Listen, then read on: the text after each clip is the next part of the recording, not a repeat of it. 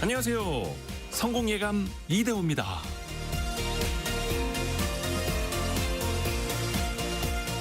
사과를 하나씩 가진 두 사람이 서로 사과를 바꾸면 여전히 각자의 손에는 사과 한 개씩이 남겠죠. 더하기 빼기를 할 필요도 없고요. 하지만 조지 버나드 쇼는 보이지 않는 자산의 위대함을 이렇게 말했습니다. 당신에게 아이디어가 하나 있고 내게 아이디어가 하나 있을 때 우리가 서로 그걸 나누면 각자 두 개의 아이디어를 갖게 된다. 지식과 정보는 나누는 순간 소모되는 게 아니라 오히려 복리로 불어나게 됩니다. 지식의 세상에서도 투자의 세계에서도 나만의 좁은 시야에 갇혀 있을 때 모든 게 미로처럼 보이죠. 그런데 다른 사람의 정보와 통찰 또 분석을 만나는 순간 보이지 않던 길이 열립니다. 그래서 부자들은 경제와 금융에 관해서 다른 사람과 토론하는 걸 즐긴다고 하죠. 물질은 나누면 반이 되지만 생각은 나누면 배가 됩니다. 성공예감 이대호입니다. 시작합니다.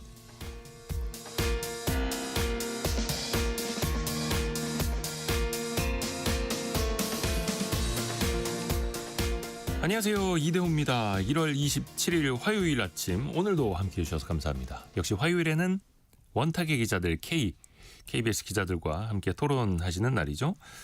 정부가 전 정부의 탈원전 기조도 있었습니다만 이번에는 신규 원전을 건설하겠다라고 밝혔습니다. 다만 또 환경 문제부터 또 주민들의 갈등, 수용성까지 여전히 좀 숙제가 남아있죠. 여러분은 원전에 대해서 어떻게 생각하시는지 같이 또 이야기 나눠보시죠. 그리고 최근에 코스피가 5천선을 뚫었고 코스닥은 1000스닥에 올라 있습니다. 오늘은 코스피는 0.86% 빠진 4,900선에 걸쳐 있는데요. 코스닥은 1.5% 오른 1,080까지 오히려 더 올라가고 있습니다. 오랜만에 코스피보다 코스닥이 강한 장세가 이어지고 있는데요. 코스닥 과연 3,000시대도 가능할지 이게 정부 여당의 다음 목표라고 하는데 여러분의 생각도 같이 한번 나눠주시죠. 오늘 경제상식 퀴즈도요. 코스닥과 관련된 문제입니다. 어저께 오전 9시 59분쯤에 코스닥 시장의 상승 이것이 발동이 됐는데요. 프로그램 매수로 5분 동안 일시 정지하는 이것이 발동됐죠. 투자자에게 숨고를 시간을 준다라는 그 장치인데요. 예전에 경찰 오토바이 옆에 보조 장치로 달린 차량처럼 생긴 그것이 있었습니다. 옆에서 균형을 잡아준다라는 거죠. 네 글자입니다. 정답은. 시장이 너무 단기에 과열되거나 너무 급락할 때 발동되는 이 네 글자를 맞춰주시면 되고요. 오늘 아마 원탁 기자들 K에서도 이 용어가 좀 나올 것 같습니다. 짧은 문자 50원, 긴 문자 100원이 되는 샵 9730 또 그리고 KBS 콩이 열려 있고요. 추첨을 통해서도 다양한 선물 보내드립니다. KBS 콩 또 유튜브를 통해서는 언제든지 다시 보고 다시 들으실 수도 있습니다. 성공예감 이대호입니다. 자주 검색하시면 성공이 가까워집니다.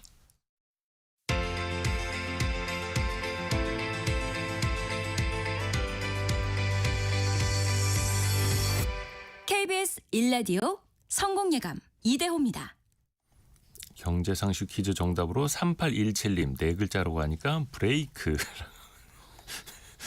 네 글자까지는 맞습니다만 다시 한번 생각을 좀 해주세요. 오늘의 경제 뉴스도 들어보시죠. 참 좋은 경제연구소 이인철 소장입니다. 안녕하세요. 네, 안녕하세요. 미국장은 올랐어요. 그렇습니다. 지금 뉴욕 증시가 이제 빅테크의 실적 기대감으로 이제 동반 상승했습니다. 다우지수가 0.64% 뛰었고요. 나스닥이 0.43%, 대형주주 S&P 500 지수 0.5% 올랐습니다. 근데 사실은 이제 이 분위기는 그다지 좋지는 않았어요. 트럼프 대통령 캐나다 향해서 관세 위협 가했죠. 또 양당 갈등 속에 미국 연방정부의 셧다운 우려까지 커졌지만 그러나 빅테크들이 구세주였습니다. 이번 주 실적 발표 앞둔 애플, 메타, 마이크로소프트 등이 이제 지수 상승을 주도했는데 네. 지금까지 실적 발표한 S&P 500대 기업 가운데 한 76%가 실적이 예상치를 웃돌았습니다. 그런데 이렇게 이제 지금 지정학적 위기 그리고 이제 미국 내 이제 지금 상황이 좋지 않습니다. 그러다 보니까 지금 외환시장이 출렁이었는데요. 달러화가 4년 만에 최저치로 떨어졌습니다. 6개 주요 통화 대비 달러의 이 가치를 나타내는 달러 인덱스가 장중한 때 96선까지 찍고 내려왔습니다. 특히 이제 미국과 일본의 엔화 안정을 위해 공조에 나설 수 있다라는 관측이 나오자 지금 일본 엔화는 달러 대비 1% 넘게 좀 올랐고요. 네. 이러다 보니까 지금 지금 상품 시장이 좀 들썩이고 있는데요. 안전자산 투자 수요 이어지다 보니까 금값이 장중 온수당 트라이 온수당 5,100달러를 돌파했고요. 어제 5,000선 돌파했는데 하루 만에 금 현물 가격이 뛴 거고요. 하루에 2%씩 올라요. 맞습니다. 2월물 금 선물 가격 역시 5,082달러입니다. 그리고 이 은 가격은 더 뛰었습니다. 은 가격 역시 지금 헛웃음이 나오시나요? 맞습니다. 지금 전화 10% 넘게 올라가지고 장중에 트라이 온수당 117달러 찍었습니다. 특히 이제 FRB 연준의장 독립성 우려 여기 지금 아마 이제 교체설 나오고 있죠. 그리고 그린란드 합병이 불거진 이후에 이제 달러 자산에 대한 신뢰가 크게 약화된 것이 네. 이런 이제 다른 대체 자산으로 지금 쏠리고 있는데요. 국제 유가는 소폭 떨어졌습니다. 미국이 이란 함대 파견하겠다라는 소식으로 지난 주말에 3% 넘게 급등했는데 이 소식이 좀 잠잠하니까 한 0.6%가량 떨어졌는데 석택사산 중진료는 배럴당 60달러 선, 북해산 브렌트는 65달러 선이고요. 역외 외환시장에서 원달러 환율이 1,443원 9점까지 내렸는데 지금 트럼프 대통령이 날린 SNS에 이제 이 관세 인상하겠다라는 발표로 인해서 지금 또 오르고 있습니다. 1,450선에서 움직이고 있는데요. 아침에 네. 이 트럼프 대통령이 SNS를 통해서 한국의 이 입법부가 지금 약속을 이행하지 않고 있다. 그래서 자동차, 목재, 의약품, 기타 모든 상호 관세 한국에 대해서 15%가 아니라 25%로 인상하겠다라고 밝힌 게 이제 불똥이 튀고 있는데요. 아마 이제 이 역의 프리 시장에서 이제 지금 현대차 좀 떨어지긴 했는데 그럼에도 불구하고 시장이 견조하게 버티는 이유는 타코 트럼프 세게 질렀다가 또 한번 물러설 것이다. 그리고 입법 절차는 사실은 지금 여당과 야당이 좀 힘겨루게 하고 있는 상황이거든요. 이게 지금 거액이 들어가는 것만큼 의회에서 정식적으로 해야 된다라는 이제 야당의 주장과 무슨 얘기냐.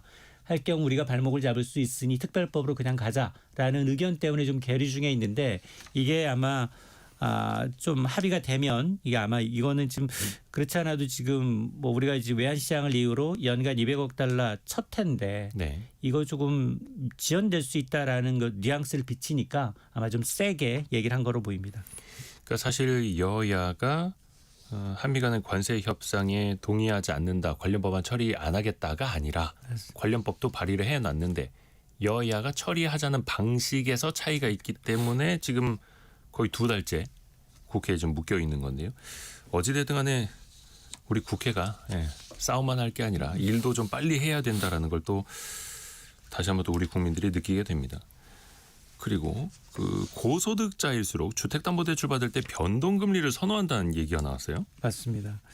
이게 한국은행 자료죠. 그 한국은행이 이제 집을 보유한 고소득자일수록 변동금리를 전략적으로 선택하는 경향이 있다는 겁니다. 왜 그럴까? 나는 소득과 자산 여력이 있으니까 금리 오르는 경우에도 상환을 감당할 수 있다는 어떤 경제적 자신감 때문이다라는 얘기입니다. 그래서 초기이자 부담이 낮은 변동금리를 택하고 있다라는 얘기인데요. 네. 근데 세대별로도 지금 고정금리, 변동금리 선호도가 뚜렷하게 차이가 납니다.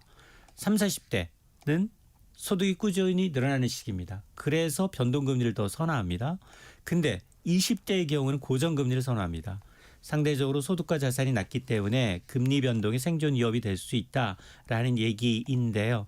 자, 이런 걸 감안하게 되면 지금 정부가 단순히 어떤 고정금리 비중 몇 퍼센트 달성 우리가 상당히 고정금리 비중이 낮은 건 맞습니다. 경쟁국에 비해서 지금 우리나라가 이제 2022년 4분기 기준 고정금리 비중이 3분의 1 정도 35% 미만인데 멕시코는 99%, 미국 95%, 프랑스가 93%니까 네. 상당히 이제 금리 변동에 대해서 리스크가 있는 건 맞지만 그럼에도 불구하고 정부가 단순히 고정금리 비중을 몇 퍼센트까지 달성하겠다라는 이제 숫자에 매몰되기보다는 빚을 갚는 차주의 재무 상황, 시장 여건을 좀 고려해서 정교한 설계가 필요하다라고 이제 한국은행은 제안을 하고 있습니다. 그러니까 뭐 금융당국 입장에서는 안정적으로 보이는 고정대출 비중이 높았으면 좋겠으나 높은 금리에서 금리가 내려갈 때도 뭐 고정금리 비중을 늘리라고 하면 결국에는 돈 빌리는 사람들에게 손해가 가잖아요. 맞아요. 지난해 가장 이제 걱정됐던 게 그 부분이었어요. 네. 금리는 인하기인데 자꾸 고정금리를 유도를 하니까. 그렇죠. 예. 근데 오히려 또 시장은 그리고 또 사람들은 똑똑합니다. 그리고 서울 집값만 오르고 지역의 집값은 오르지 않거나 오히려 떨어지는 곳 많잖아요. 서울이랑 비수도권의 집값 차이가 15배 가까이 벌어졌어요. 맞습니다. 이제 대한민국 부동산 시장이 단순히 양극화를 넘어서 초양극화 시대에 진입한 게 아니냐라는 우려인데요. 한국부동산원의 자료입니다. 고가 상위 20% 아파트 한 채 가격이 한 13억 4천여만 원이에요. 전국. 그런데 하위 20%는 9,200만 원입니다. 정확하게 14.14채 반 정도 더 살 수 있습니다. 네. 근데 1년 전에 12.8채였으니까 격차가 더 벌어졌고요. 근데 서울에도 마찬가지예요. 서울도 K장 양극화가 주로 보면 강남구 한강벨트가 독주하고 있습니다. 네. 뭐 송파구, 성동구, 서초구는 지난해 가격이 뭐 20% 넘게 올랐거든요. 송파구의 경우에는. 강남권과 이제 한강변 지역은 이제 평균 상승률의 2배 이상을 웃돌면서 퀀텀 점프를 하고 있는 상황이고 반면에 소외 지역인 중량구, 도봉구 1%도 안 올랐어요. 그러니까 사실상 제자리 걸음하고 있다는 겁니다. 네. 그러다 보니까 이제 경기가 불안할수록 지방에 있는 여러 채보다 서울에 있는 똘똘한 한 채가 더 낫다라는 인식이 강해지고 있다. 그러면서 자금이 강남과 한강변으로 몰리고 있다는 얘기입니다. 아이고 그러게요. 자 그리고 아까 우리가 뭐 미국의 트럼프 대통령의 이제 관세 25% 올린다라고 했는데 또 한번 엄포 나왔다 이런 얘기 전해드렸었는데 지금 우리나라 뭐 장관들하고 기업인들이 캐나다 많이 가 있더라고요. 맞습니다. 근데 잠수함 수주 사업인데 현대차 정의선 회장도 가 있어요. 맞아요. 지금 정의선 이제 현대차 회장이 캐나다 잠수함 수주전에 직접 나섰습니다. 이건 단순히 어떤 방산 수주 한 건의 문제가 아니라 국가 대항전이 돼버린 느낌인데요. 지금 캐나다의 초계 잠수함 이제 이 사업에 대해서 최대 60조 원 규모로 지금 하나오션 그리고 이제 HD 현대중공업 원팀이고요. 독일의 티센그루프 마린 시스템즈 간 이제 2파전을 압축됐다고 합니다. 어쨌든 이제 정 회장의 합류는 이제 한국 기업의 연합을 통해서 외교력 또 산업계 경쟁력을 좀 끌어올리는 상징적인 카드인 것 같은데 여기다 현대차 그룹만이 내줄 수 있는 팁이 있거든요. 네. 방산을 넘어서 수소에너지 분야에 대해선 좀 앞서가고 있기 때문에 차별화된 제안을 할 수 있어서 직접 간 것으로 보이는데 근데 캐나다가 요구하는 게 조금은 좀 까다로워요. 캐나다는 지금 현지 자동차 공장 설립해달라를 얘기하고 있는데 이거는 현대차가 쓸 수 없는 카드입니다. 왜냐? 과거 트라우마가 있어요. 현대차가 1989년 캐나다에 공장을 지었다가 4년 만에 철수했습니다. 그래서 이거 말고 절충으로 우리가 이제 에너지나 기술 협력으로 이제 설득하겠다라는 건데요. 어쨌든 이번 방문에는 강훈식 대통령 비서실장, 김정관 산자부 장관 등 뭐 여러 정부 인사 여기다가 이제 정의선 회장뿐만 아니라 김동관 하나 부회장도 지금 현지에 집결되어 있는 상황입니다.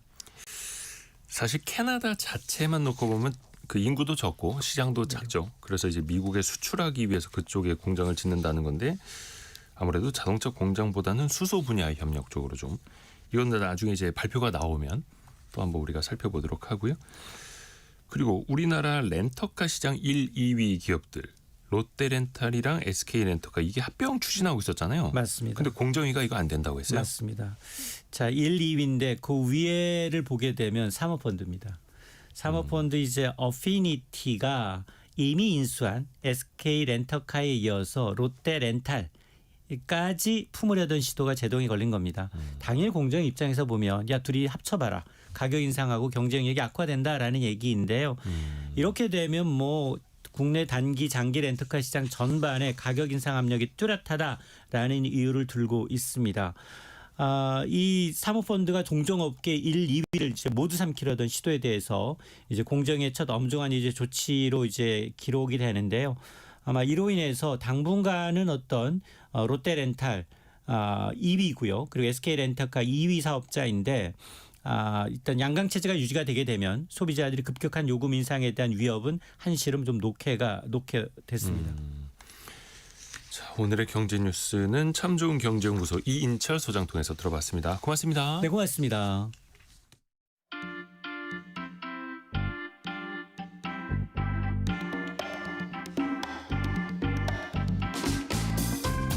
지금 여러분께서는 KBS 일라디오 성공예감 2대호입니다를 듣고 계십니다. 프로그램에 참여하신 청취자 여러분께는 추첨을 통해 아름다운 식탁 창조 주비푸드에서 뿌리 담은 리얼 생와사비를, 쉽고 빠른 판촉물 제작 시너지 기프트에서 고속 충전 마우스패드를, 그리고 성공예감에서 준비한 커피 쿠폰을 보내드립니다.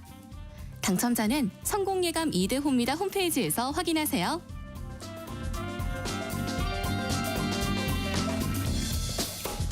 원탁의 기자들 K 만나보시죠. KBS 김준범, 강푸른, 박찬 기자 함께합니다. 안녕하세요.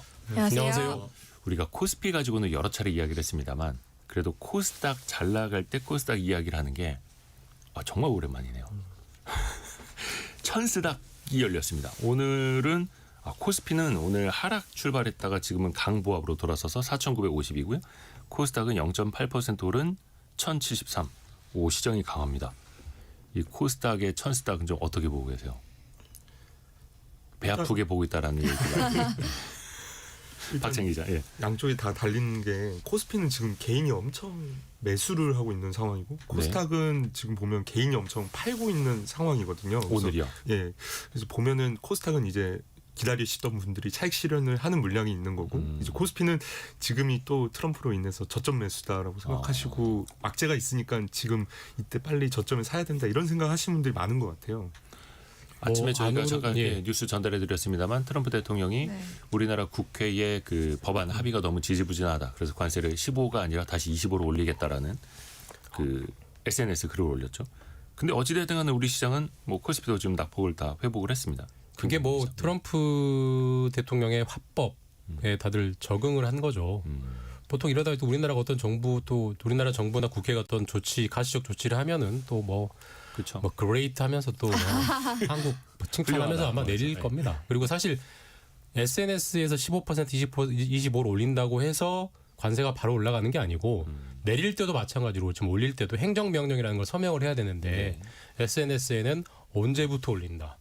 어떻게 한다. 아무 방침이 없어요. 그러니까 그 자체가 일종의 뭐 고도의 압박용. 근데 우리가 그 압박에 돌아가는 방식을 다 알기 때문에 주가가 이렇게 반응하지 않을까 싶고 사실 가장 민감한 회사를 하나 꼽으라면 현대차일 텐데 그렇죠. 현대차도 뭐 그렇게까지 많이 빠지진 않고 있거든요. 그동안에 뭐 오른 거에 비하면은 약간 찔끔한 수준이니까 뭐 다들 크게 걱정하지 않는 것 같습니다. 역설적인데. 네. 넥스트레이드에서는 한 6% 하락으로 출발했다가 지금은 낙폭이 마이너스 2%로 많이 좁혀졌고요. 코스닥 이야기 오늘은 좀 집중을 좀 해보겠습니다. 코스닥이 1000선을 오랜만에 넘어선 동력은 뭐라고 봐야 될까요? 그동안 너무 안 올라서 그게 좀 동력이지 않을까 싶습니다. 그러니까 코스닥 1000포인트가 그 어떤 의미인지를 제가 좀 찾아보면은 코스닥이 1996년 7월에 개장을 했고요. 네. 그때 개장의 시초가가 뭐 약간 복잡합니다만 결론적으로 1000포인트였어요. 네. 오늘이 2026년이니까 30년 전 출발 가격으로 돌아온 겁니다. 30년 전 가격을 회복했다라는 표현이 참 이게 예. 그럼 그동안 뭐 하는 겁니까? 쓰기 힘든 표현이네요. 뭐 하는 건이라는 생각을 할 수밖에 없고 그러다 보니 옆 동네 코스피가 워낙 잘 나가니 보통 이제 우리 아파트 가격도 우리 옆에 동이 막 오르면은 키 맞추기. 인접구역도 키 맞추기 하잖아요. 예. 일단은 그런 걸로 보이고 이게 지속될 거냐 아니냐는 아직 저 개인적으로는 반신반의고 사실 반의가 훨씬 더 큽니다. 워낙 많이 속았기 때문에 아직은 알 수 없다. 네. 근데도 많은 분들이 코스피 5천을 봤기 때문에 이게 되네? 그러면 코스닥 3천도 뭐 이렇게 또 생각을 하는 것 같아요. 뭐 일단은 박찬 기자. 정부의 코스닥 부양 정책을 이제 정부가 적극적으로 하겠다는 의지를 표명하고 있으니까 그게 시장에서는 엄청 긍정적으로 보고 있다고 전문가들도 보고 있더라고요. 그리고 특히나 이제 코스피 같은 경우에는 지금 삼성전자나 하이닉스가 실적 등이 이미 발표가 다 돼가지고 그 다른 호재들이 아직 딱히 보이지 않는 상태여서 그 돈들이 약간 이제 말씀하신 대로 돌면서 이제 키 맞추기나 아니면 중소형주에 집중되는 경향이 보일 것 같다. 뭐 이런 얘기를 많이 하고 있더라고요. 그렇죠. 근데 또 이제 코스닥 시가총액 상위 기업들을 보면 또 적자 상태인 바이오 기업들 많고 아직 업황이 돌아서지 못한 2차 전지 기업들도 많고 그러니까 실적이나 이른바 밸류에이션으로 보면 견조하지 못하다 또 이런 지역들도 있지 않습니까? 이 측면 좀 어떻게 봐야 될까요? 강푸른 기자. 뭐 그런 이야기, 그러니까 코스닥의 기업들이 뭐 1,400개가 되는데 그 중에 뭐 부실 기업이 너무 많다. 그리고 뭐 이런 뭐 반짝 뭐 부양이 뭐 언제까지 뭐 갈 수 있겠느냐 그런 얘기들도 뭐 많이 주로 나오는 지적인 것 같아요. 그래서 지금 이제 왜 올랐을까 이런 얘기를 하다 보면은 뭐 아까 뭐 얘기해 주신 뭐 배터리나 뭐 2차 전지나 뭐 바이오 이야기도 있지만 정부의 부양책이 있었기 때문도 아니냐. 정부가 뭐 작년부터 이제 여러 가지 이야기를 하고 있으니까. 그런데 그런 것들도 결국은 뭐 부양과 같이 뭐 코스닥의 정상화가 같이 돼야 된다. 그런 얘기를 항상 이제 주로 이제 언론에서도 쉽게 볼 수 있는 것 같습니다. 그러니까 실적만 보면은 네. 방금 말씀하신 대로 코스피와 대조적이죠. 코스피는 대장주, 삼성전자, SK하이닉스, 현대차 이런데 실적이 워낙 좋고 코스닥은 대장주나 2차 전지나 바이오인데 실적이 안 좋고 그것만 보면은 정말 코스닥이 코스피만큼 정말 퀀텀 점프 할 수 있을 거냐는 정말 저는 의문인 것 같고요. 다만 한 가지 또 도움되는 지점은 우리가 이제 작년 이맘때 대선 국면일 때 이재명 후보가 코스피 5,000피 공약할 때 다 비웃었잖아요. 되도 않는 소리를 하고 있다라고 했었는데 어쨌든 뭐 해내지 않았습니까? 그러니까 그 정부 정책이 밀어내면 올라간다라는 건 어느 정도 보여줬는데 코스닥도 정부가 명확하게 밀어 올리겠다는 의지를 밝히고 있어요. 예를 들어서 코스닥 벤처펀드 이미 있습니다만 거기에 대해서 세제 혜택을 더 주겠다고도 했었고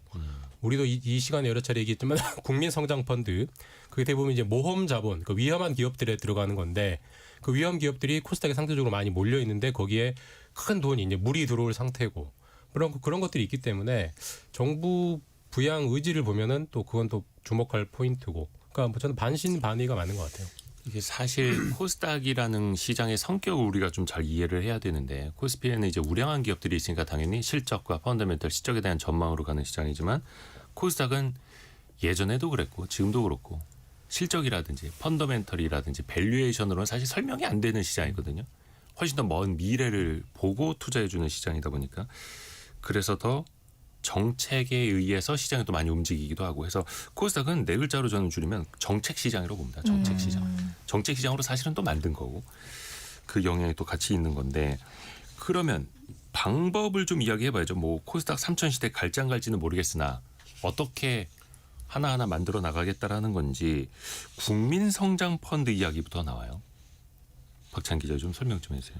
이제 국민성장펀드는 이제 그 금융위에서 이제 키를 잡고 하고 있는 거고요. 이제 그때 규모가 제가 정확하지 않은데 그때 8조 원인가 엄청 큰 규모의 이제 돈을 이제 그 은행권 아니면은 이제 그리고 또 이제 펀드 형태를 만들어서 사람들의 돈을 모아가지고 이제 김주몽 기자 말씀하셨던 대로 이제 모험 자본의 일정 부분을 강제적으로 투자시키고 이제 나라의 산업 전반에 이제 돈을 뿌리겠다. 그리고 거기서 나오는 투자로 이제 투자금을 좀 국민들과 나누겠다. 뭐 이런 취지로 사용되는. 그러니까 과거에 빗대 보면은 정부가 모태펀드로 얼마 넣어주고 거기에 민간 자금도 들어오도록 하고 그 중에 일부는 어디에 투자하게끔 또 쿼터도 지정해주고 하면 또 그 돈의 일부분은 코스닥으로 또 들어갈 수밖에 없겠죠.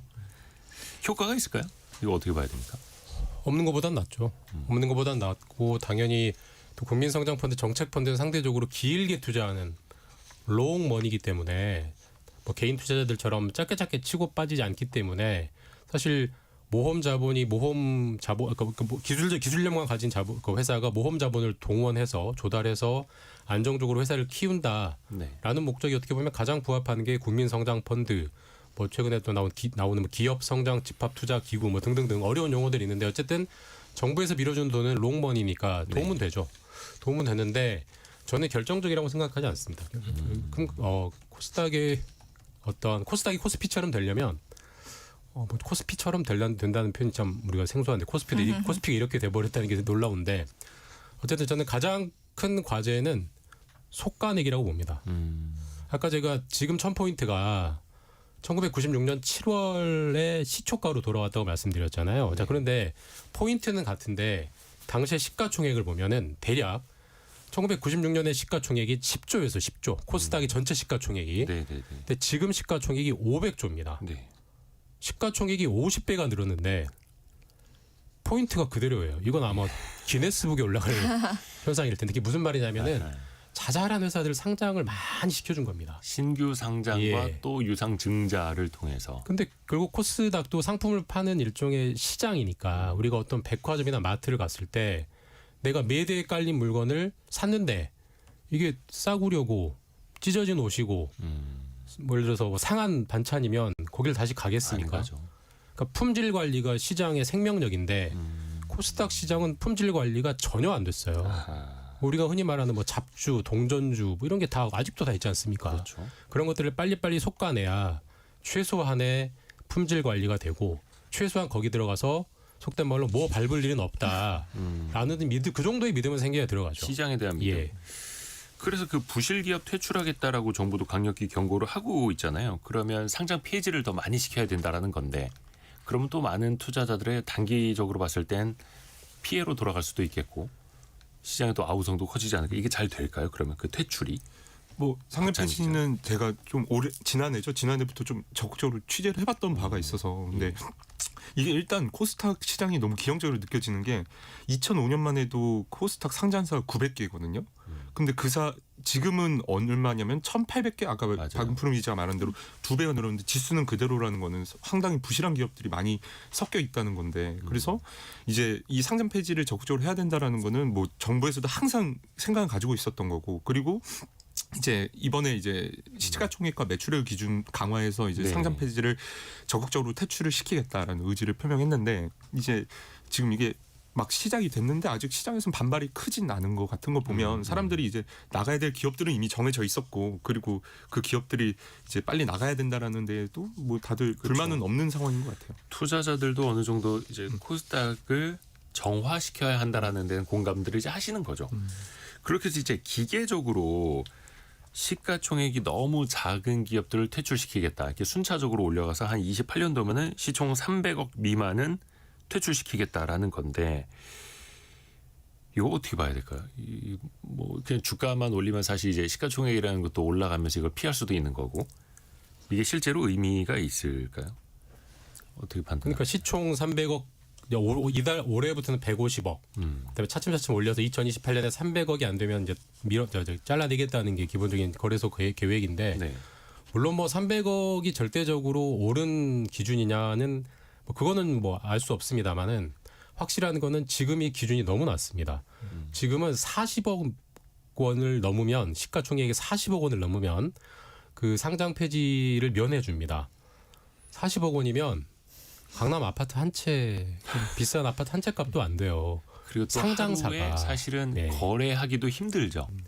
뭐 한 몇천만 원어치만 사도 누군가 사도 막 급등을 해버리고 급락을 해버릴 테니까. 그러니까 그런 시가총액의 최소한의 그 기준치가 40억 원이라는 것 자체가 이 코스닥이라는 시장을 어떻게 관리해 왔는지를 저는 명징하게 보여주는 거고 사실상 무관심했던 거죠. 그러니까 뭐 이 앞선 정부, 이 앞에 정부, 그 앞에 정부 다 그냥 방치해버리면서 품질 관리를 전혀 안 해왔기 때문에 이 지경까지 온 거고 30년 만에 시초가를 회복하는 놀라운 기적을 보여주는 거고. 코스닥 천. 예, 이제 그거 어쨌든 일단은 물이 들어오고 있으니까 이런 요새를 몰아서 빨리빨리 할 과제들 해야 되고요. 또 하나 지적해야 되는 게 이전 상장입니다. 그러니까 좀 된다 싶으면 코스피로 가버리잖아요. 셀트리온이 그랬었고 예, 지금 또 알테오젠이라는 기업도 옮긴다고 하고 근데 그거를 그 기업들을 뭐라고 할 수가 없어요. 그러니까 여기가 물이 안 좁은데 깨끗한 물로 옮기겠다 하는 게 어떻게 보면 당연한 거잖아요. 그러니까 그런 것들도 안 할 수 있게 유인책을 줘야 되고 그래야 이 시장에 여러 가지 과제들이 한꺼번에 돌아가야 조금씩 살아나겠죠. 아이러니하게도 나는 코스닥 1등이 싫어요. 코스피 가서 50등 하거나 100등 할래요 라고 하고 있는 그런 상황. 그러니까 과거 정부의 정책들을 다 이렇게 살펴보면은 상장 폐지보다는 신규 상장에 훨씬 더 포인트를 많이 뒀었습니다. 그래서 적자 기업들 특례 상장 시켜주고 1년에 100개 이상씩은 코스닥에 상장을 해야 금융위원회와 한국거래소가 일을 좀 잘한 걸로 평가를 받고 100개 못 채우면 어느 해에는 막판에 12월에 그러니까 11월 12월쯤에 한국거래소에서 그 IPO 추진 중인 기업에 막 연락을 하는 거예요. 빨리빨리 해줄 테니까 올해 안에 상장 절차 마치자고. 100개 넘어야 되니까. 그렇게 해서 어부지리로 상장됐지만 또 결국에는 부실에 빠진 기업들도 저는 좀 많이 봤었고. 그러니까 체질, 아까 김준범 기자가 이야기한 것처럼 품질 관리를 좀 해야 된다라는 거고. 수급적으로도 좀 봐야 될 것 같아요. 아까 그 국민성장펀드 이야기를 했습니다만 사실 코스닥이라는 시장이 거의 개인 투자자가 한 70% 차지하는 시장이잖아요. 네. 그러니까 외국인과 기관 투자자의 장기 투자 자금들이 좀 같이 들어와야 될 텐데 이건 좀 어떻게 봐야 될까요? 지금 한 컴프로입니다. 7-80% 정도가 이제 개인이고 외국인 비중은 코스피보다 이제 훨씬 지금 코스닥 시장에서 개인이 차지하는 게 한 80%고 치면 이제 코스피에 비해서 이건 10% 이상 10% 포인트 이상 높은 거거든요. 그래서 계속 이제 외국인이 들어와야 된다라고 하고 있는데 외국인 비중은 2020년 이후로 10%를 계속 넘지 못하고 있는 수준이기 때문에 계속 외국인 참여 유도해야 된다. 그리고 같이 얘기하는 게 이제 기관 투자가들도 코스닥 시장에 같이 들어오게 해줘야 된다. 그런 게 지금 앞으로 정부에서 지금 계속 강조하고 있는 방향 같습니다. 그래가지고 박찬입니다. BDC라고 이제 그 개인 투자 집합 펀드 그러니까 옛날 아까 말씀하신 코스닥 벤처 펀드 같은 거를 이제 상위 개념인 거를 다시 한번 이제 추진해 보겠다. 올해부터 좀 하고 있는 상황이고 이게 사실 2019년에 한번 추진하려고 했었는데 당시에 라임 옵티머스 사태가 나면서 한번 무산이 됐다가 이번에 또 한번 좀 이런 말씀하신 기관의 큰 물량들이 들어왔으면 좋겠다는 취지에서 다시 시도됐는데 이것 또한 귀추를 한번 지켜봐야 될 것 같습니다. 일단은 기관들이 들어가야죠. 아까 이대호 기자님 말씀처럼 정책 시장이기 때문에 정책이 의지를 갖고 밀어붙이면 효과가 가시적인 효과가 보이는 시장이거든요. 그러니까 국민성장펀드든 뭐 기업성장투자기구 BDC, 뭐 코스닥 벤처펀드 이런 것들이 들어가겠다 현재 준비하고 있기 때문에 그게 들어가서 이제 꾸준히 롱머니로 가면은 그게 이제 돼야 그 다음에 외국인들이 따라 들어오는 거지. 지금 뭐 외국인들이 코스닥에 관심을 갖겠어요. 대부분 당연히 코스피 들어오는 거고. 그래서 일단은 뭐 기업 정부에서 하겠다고 했으니 그런 펀드들을 올해 이제 출발시켜서 최소한 이번 정부 내내 동안은 회수하지 않고 끌고 가는 모습은 그 정도는 나와줘야 아 진짜 코스닥이 이제 좀 바뀌나라는 의심에서 확신으로 바뀌는 최소한의 계기는 그거가 될 것 같습니다. 또 코스닥 내에도 사실은 잘하는 기업들이 좀 많이 나와야죠. 스타 기업들. 지금 시총 상위 뭐 1, 2, 3등 하는 기업들이 해봐야 시가총액 한 20등이니까 코스피 가봐야 한 3, 40등 정도 되는 건데 사실 나스닥에도 한 5천 개 정도 기업이 상장돼 있더라고요. 근데 거기에도 시가총액이 뭐 몇백억 안 하는 우리로 따지면은 흔히들 막 동전주라고 불리는 그런 페니 주식들도 되게 많고 근데 사실 우리가 나스닥을 좋은 시장으로 기억을 하는 건 그 상위에 있는 기업들이잖아요. 네. 빅테크 기업들. 그래서 사실 코스닥도 상위에 있는 기업들이 또 이미지를 만들어가고 또 수급도 불러오는 걸 텐데요. 그 얘기도 좀 해봐야 되겠다. 이재명 대통령이 여러 번 이야기했습니다만 주가 조작은 패가망신이다. 패가망신 하도록 하겠다라고 했는데 그러면 이 시장의 투명성도 좀 확보를 해야 되잖아요. 물론 이거는 뭐 코스피도 똑같은 이야기겠습니다만. 예. 이게 지난해 동안 좀 금융 담당하면서 좀 보니까 특히나 이런 작전주라고 하죠. 작전주의 대부분의 사례는 코스닥이었고 워낙 시총이 작으니까. 그렇군요. 그리고 가장 피해자들이 될 수 있는 소액주주들이 그러니까 그 주식에 투자해 있는 개인 투자자들도 근데 도리어 그 주식의 주체인 회사를 욕을 많이는 못 하더라고요. 왜냐하면 이제 상패 사유인 임직원 횡령이나 배임이 발생되면 이제 거래가 정지가 되니까 네. 그 사이 동안 이 사람들은 팔지는 못하고 팔지는 못하는 상황이다 보니까 이 주식이 막 더 안 좋게 된 상태가 되면 안 된다는 생각에 좀 약간 이 회사를 어떻게든 옹립해야 돼 뭐 이런 생각을 하시는 분들도 많고 그러다 보니 또 막상 정리매매가 되면 제값도 못 받으니까 피해가 계속 개인 투자자들한테 많이 몰리는 경향이 있어. 어찌됐든 간에 상패되더라도 한 배를 탄 몸이라 예. 이러지도 못하고 저러지도 못하는 거죠. 방향은 잡혔어요. 그 예. 방향은 잡혔고 패가망신하겠다고 해서 법도 많이 강화했고 자본시장법 등등 예를 들면 뭐 주가 조작으로 번 돈의 최대 5배까지 과징금 징벌적으로 매길 수 있고 그다음에 확정 판결 나오기 전에 그들이 번 돈을 추징, 동결시켜 버릴 수 있고, 그러니까 돈을 못 빼가게 이런 제도들은 이미 다 나와 있고 이제 실제 사례가 나와야죠. 법원까지 가서 한 100억을 해먹은 일당이 한 500억, 1000억 받는 이런 거를 학습적인 학습 효과가 나와야 아 진짜 폐가 망신하겠구나라는 어떤 그 경고가 되는 건데 아직은 다 수사 단계고 뭐 지금 금융당국에서 폐가망신 1호 사건, 뭐 2호 사건 이렇게 부릅니다만 아직도 수사 단계고 기소조차 안 됐기 때문에 최소한 올해 안에는 정말 폐가망신 확정 판결이 나와야 이게 아 정말 법이 제도가 설계한 대로 가동이 되는구나 학습이 돼야 될 것 같습니다. 일단 법은 그렇죠. 마련돼 있어요.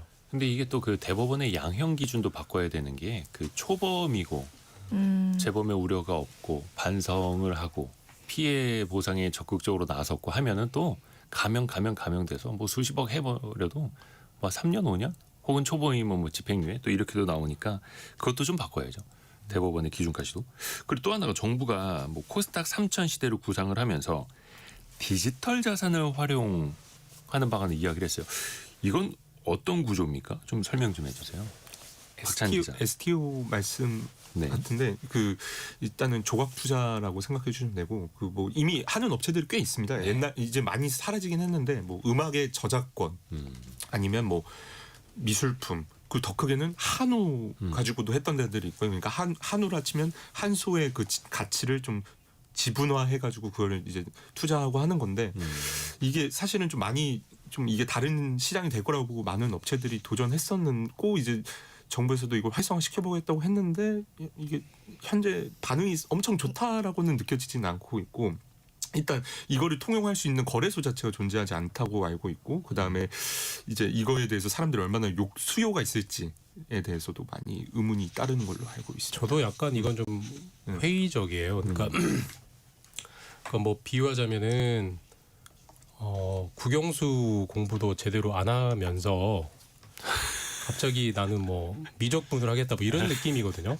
그러니까 조각 투자라는 게 기업이 가지고 있는 대표적인 게 무형 자산, 예를 들면 특허, 기술 이건 사실 이게 얼마짜리라고 당장 뭐 그 자체를 상장할 수는 없잖아요. 근데 그거를 조각을 100개로 쪼개서 우리 특허를 100분의 1씩 가지면 여러분들이 나중에 이 특허가 잘 되면 돈을 받을 수 있습니다. 그러니 투자하십시오. 이런 식으로 이제 자본을 조달하겠다는 길을 하나 열어주겠다는 건데 지금 자본 조달할 길이 없어가지고 기업들이 안 되는 건 아니거든요. 네. 코스닥도 있고 얼마든지 있으니까 뭐 회사채도 있고 많이 이렇게 하니까 사실 뭐 이거는 뭐 없는 것보다야 낫겠지만 이게 뭐 코스닥 시장을 본질적으로 바꿀 것 같지는 않아요. 저는 약간 회의적입니다. 네. 코스닥 시장이 그 2247님이 코스닥도 좀 더 상승해서 신생 기업들에게 생기를 불어주기를 빌어봅니다라고 보내주셨고 이배영님 정리할 회사는 정리해야 건강한 코스닥을 만들 수 있습니다. 또 이렇게 의견 보내주셨습니다. 오늘 경제상식 퀴즈 한 번 더 내드리고 두 번째 이슈 넘어갈 텐데 오늘 정답이 이제 어제 발동된 겁니다. 코스닥이 어제 급등할 때 프로그램 매매를 5분간 잠시 멈춰 세웠죠. 이 조치 때문입니다. 지수가 단기간에 과열될 때 변동성이 커지는 걸 막기 위한 안전장치인데요. 코스닥의 경우에 코스닥 150 선물 가격이 기준가보다 6% 이상 상승하고 코스닥 150 현물 지수가 3% 이상 오르는 상황이 1분 이상 지속될 때 발동이 됩니다. 조건이 좀 복잡하긴 합니다만 너무 과열될 때 이것이 등장한다라는 건데요. 경찰 오토바이 옆에 앉아 있을 수 있는 그 보조 의자 보조 장치가 있지 않습니까? 그거를 이 네 글자로 불렀거든요. 7073님 사이카 아닌가요? 어릴 때 본 적 그거를 왜 사이카라고 불렀는지는 모르겠습니다만 그거는 그냥 오토바이만을 뜻하는 거였고 오토바이 옆에 아까 누가 보내주셨었는데 예전에 놈놈놈이라는 영화에서 5371님 예전에 놈놈놈이라는 영화에서 송강호 배우가 타던 오토바이 옆자리가 생각나네요. 바로 그겁니다. 5882님 네 글자라고 하셔서 서킷 브레이크. 서킷 브레이커는요 8% 이상 증시가 급락할 때 요거는 프로그램 매매뿐만 아니라 주식 현물까지도 거래를 정지시켜버리는 그러니까 두꺼비 집 내리는 게 서킷 브레이커고요. 오늘의 정답 요 네 글자는 좀 균형을 맞춰준다. 과열을 좀 자제시킨다. 이런 뜻입니다. 6241님 사이드 브레이크. 자, 정답은 네 글자고요. 짧은 문자 50원, 긴 문자 100원이 드는 샵 9730 그리고 KBS 콩이 열려 있습니다.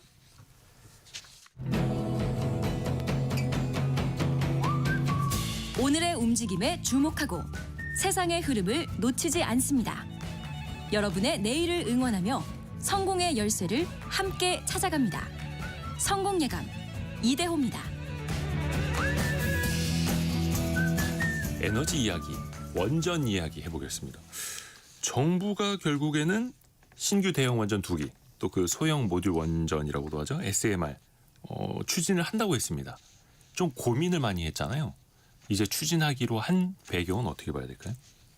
강푸른 기자. 뭐 정부가 내놓은 설명 중에서 제가 이제 납득이 갔던 건 네. 뭐 원전을 짓겠다. 근데 그렇다고 해서 뭐 재생에너지를 버린 것까지는 아니고 탄소 배출을 크게 줄여야 되는데 재생에너지 확대에는 우리나라의 특성상 한계가 있다. 왜냐면은 우리나라가 동서의 폭이 뭐 미국처럼 땅덩이가 그렇게 넓은 것도 아니고 폭이 좁기 때문에 뭐 태양광 같은 재생에너지 확대에는 한계가 있다라는 이제 설명이 좀 납득이 갔고 또 아무래도 지금 이제 이재명 정부 들어서 계속 이제 AI 뭐 데이터 센터라든지 반도체라든지 뭐 이제 관련 산업들을 육성을 하고 있다 보니까 이제 거기에 따른 전력 수요를 감당하려면 아무래도 원전 도입이 불가피한 거 아니냐 이런 판단에는 뭐 제가 수긍해 가는 부분이 있었습니다.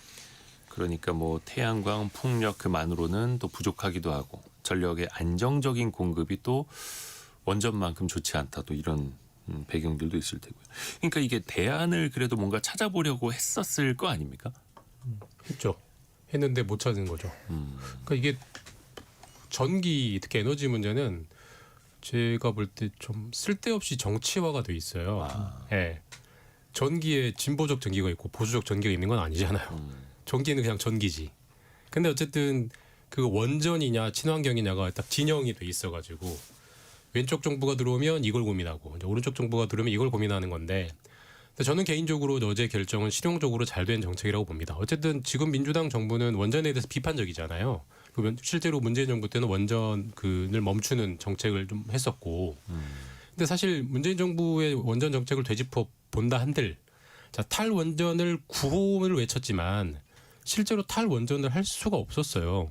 당장 에너지의 한 30% 이상을 지금 원전이 만들어냈는데 무슨 수로 탈원전을 합니까? 그렇죠. 수십 년에 걸치는 단계적인 작업인 거지. 그럼 결국은 우리나라의 원전을 진보 정부들이 그리는 대로 뭐 태양광, 뭐 풍력, 뭐 지열 에너지 모든 걸 100% 재생에너지로 만든다고 하더라도 네. 그때까지 수십 년의 시간은 걸리는 거고 그때까지는 뭔가가 메워줘야 되잖아요. 그때 그 에너지가 원전이 그중에 하나밖에 될 수 없는 건 분명한 사실이에요. 방법이 그러면 석탄을 때울 겁니까? 결국은 에너지 믹스는 불가피한 사실인데 괜히 쓸데없이 정치화돼가지고 이게 이렇게 되면 착한 거 저렇게 되면 나쁜 거 이렇게 돼버렸는데 어쨌든 이전 정부 때 짓기로 한 원전 2기를 네. 고민하다가 1년 늦게라도 다시 짓기로 한 거거든요. 그건 실용적인 선택을 뭐 그게 울며 겨자 먹기를 하더라도 방법이 없으니 할 건 하는 거를 택했다라고 저는 생각합니다. 네. 그래서 뭐 대통령도 여러 차례 이야기를 해봤습니다만 또 국민들의 의견도 좀 수렴하겠다. 그러면 국민들의 의견이 어떻게 제대로 수렴이 된 겁니까? 이게 또 일각에서는 생각보다 또 너무 빨리 진행하는 것 아니냐 이런 이야기도 나와서요. 여론조사를 진행해가지고 네, 박찬 기자. 했다고는 하는데 이제 뭐 필요하다라는 응답이 80% 이상이었고 추진해야 된다가 60% 이상이었다. 뭐 그래서 이제 그랬다고는 하는데 옛날에 그 신고리 원전 5, 6호기에 대해서는 그때 수기 민주주의라는 걸 한 번 시도해봤잖아요. 그거랑 비교하면 이게 좀 고민의 정도가 비슷하냐. 그리고 이 뭐 설문조사든 이런 게 어떻게 진행됐는지 공개를 하지는 않잖아요. 뭐 문항이 어떻게 설정이 됐다든지 대상 표본이 몇 명이었는지 이런 게 좀 공개가 명확히 돼 있지는 않으니까 그거에 좀 투명성 이거에 대해서는 조금 의심을 살 수도 있겠다라는 생각이 이 기사를 봤을 때는 좀 처음에 그렇게 들더라고요. 강푸른 기자. 아니 지금 근데 그 여론조사 얘기를 해가지고 근데 사실 이 여론조사가 이번에 말이 좀 많았어요. 질문 앞에 이제 설명문을 두면서 지금 뭐 세계가 뭐 기후 위기 대응을 위해서 뭐 재생에너지를 확대하고 있지만 뭐 인공지능이나 뭐 이런 전력 수요에 대응하기 위해서 에너지 믹스를 추진하고 있다 이렇게 명시를 한 다음에 질문을 했다고 하더라고요. 이제 그렇게 되면 사람들이 그걸 읽는 입장에서는 그렇지. 뭐 완전 필요하지 이렇게 생각을 할 수밖에 없기 때문에 이제 뭐 환경단체나 좀 반대하는 입장에서는 이렇게 설문조사 설계하는 게 어딨냐, 이거는 옳지 않다, 뭐 이런 지금 반발이 또 있어서 오늘 뭐 또 공동으로 뭐 규탄 기자회견도 한다고 하는데 아무튼 그 여론조사 자체에 대해서 좀 여러 가지 좀 잡음이 좀 있습니다 지금. 저는 뭐 약간 욕먹을 얘기일 수도 있는데 네. 왜 이런 걸 여론조사로 정하는지 잘 모르겠어요. 저는. 그러니까 여론조사로 할 영역이 있고 아하. 그렇지 않은 게 있는 거지. 예를 들면 대미 관세, 대미 협상을 여론조사로 결정할 거예요? 아니잖아요. 결국 전문가들과 최종적으로는 정부적 책임을 진 사람이 결단을 해서 거기에 책임을 지는 거지. 원전은 지을 거냐 말 거냐 둘 중에 하나가 있는 건데 거기서 여론조사하면 뭐 할 겁니까? 무슨 여론에서 새로운 창의적 해법이 나오는 것도 아닌데 이게 예를 들어서 우리가 처음 맞이한 주제라면 다양한 선택지를 고려하기 위해서 의견을 들여볼 필요는 있지만 원전을 지을 거냐 말 거냐는 10수년, 20년 넘게 싸워온 주제인데 거기 무슨 선택지가 있어요. 결국은 결단을 하면 되는 건데 괜히 결단할 때 자신들한테 유리한 포장을 하려고 여론조사하는 거잖아요. 이건 정말 쓸데없는 여론조사라고 저는 생각해요. 그리고 네. 또 정치인들 입장에서는 또 여론을 무시할 수도 없겠고 그런데 전문가들과 함께 머리를 맞대고 전문적으로 결정을 해야 할 분야에 또 자칫 이제 감정이 섞이면 또 안 되니까 그런 취지로 우리가 또 이해를 하면 되겠고요. 근데 항상 따라붙는 게 환경 문제입니다. 아까 강푸른 기자도 이야기할 때 이제 환경 단체들이 반발한다라고 이야기를 했는데 참 원전에 대해서도 이게 친환경이다. 오히려 환경을 악화시키는 거다. 참 극명하게 엇갈리더라고요. 어떤 환경이냐에 따라 다르겠죠. 그러니까 어떤 뭐 환경이냐. 그 탄소 배출 측면에서는 탄소를 배출 안 하는 건 명확한 사실이잖아요. 물론 뭐 그 원전을 짓는데 또 들어가는 그 건축 과정에서의 뭐 탄소까지 따진다면 뭐 할 말은 없지만 어쨌든 그 전기 생산 과정에서 뭐 LNG나 석탄보다는 확실히 덜 나오는 건 맞으니까.